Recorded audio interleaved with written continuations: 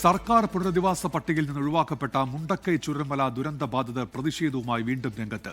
വായ്പ എഴുതിത്തള്ളുന്നതുൾപ്പെടെയുള്ള വാഗ്ദാനങ്ങൾ പാലിച്ചില്ല എന്ന ആരോപണവുമായി ജില്ലാ കളക്ടറേറ്റിലേക്ക് മാർച്ച് നടത്തി. പുനരധിവാസ പട്ടികയിൽ മാനദണ്ഡങ്ങളുടെ പേര് പറഞ്ഞ് ചിലരെ മാത്രം ഒഴിവാക്കി എന്നാണ് പരാതി.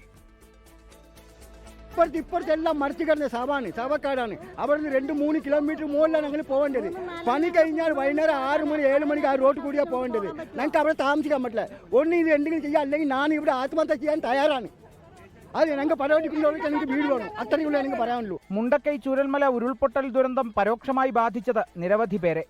ദുരന്തബാധിതരെ ഉൾപ്പെടുത്തിയ സർക്കാർ പുനരധിവാസ പട്ടികയിൽ നിന്ന് സാങ്കേതികത്വത്തിന്റെയും മാനദണ്ഡങ്ങളുടെയും പേര് പറഞ്ഞ് ഒഴിവാക്കപ്പെട്ടവർ അനേകമുണ്ടെന്ന് സമരക്കാർ. ഞങ്ങൾക്ക് വാടക കിട്ടുന്നുണ്ട്, ദിനപത്ര കിട്ടുന്നുണ്ട്. ഞങ്ങൾക്ക് തല ചായ്ക്കാനൊരു ഇടമാണ് ഞങ്ങൾ ഗവൺമെന്റിനോട് ആവശ്യപ്പെടുന്നത്. എനിക്ക് ആ 7 സെന്റ് സ്ഥലം പുഞ്ചിരിമഠത്ത് പൂർണ്ണമായി വിളിച്ചു പോയാൽ എൻ്റെ കുടുംബത്തിൽ ആ 7 പേര് നഷ്ടപ്പെട്ടതാണ്. ഞങ്ങൾ ഈ സർക്കാരിനെ ഞങ്ങൾ കുറ്റപ്പെടുത്തുന്നില്ല. അവിടെയുള്ള കുറച്ച് ആളുകൾ ഒരു തിരക്കഥ ഉണ്ടാക്കിയിട്ടാണ് ഈ സംഭവം നടന്നിട്ടുള്ളത്. രാഷ്ട്രീയ ഇടപെടലുണ്ട്.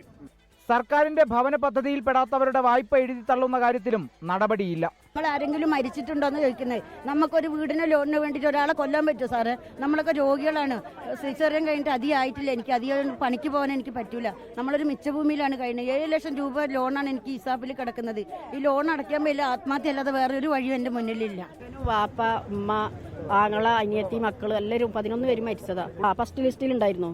പിന്നെ ഇത് പറഞ്ഞ് കല്ലിന്റെ അപ്പുറം പുറത്താണ് അകത്താണെന്നും പറഞ്ഞിട്ട് ഞങ്ങളെ പുറത്താക്കിയ. സോൺ തിരിച്ചായിരുന്നു സർക്കാർ പുനരധിവാസ പട്ടിക തയ്യാറാക്കിയത്. എന്നാൽ ആദ്യം പരിഗണിക്കേണ്ട പലരെയും ഇന്നും പരിഗണിച്ചിട്ടില്ല എന്നാണ് ആക്ഷേപം. 24 വയനാട്.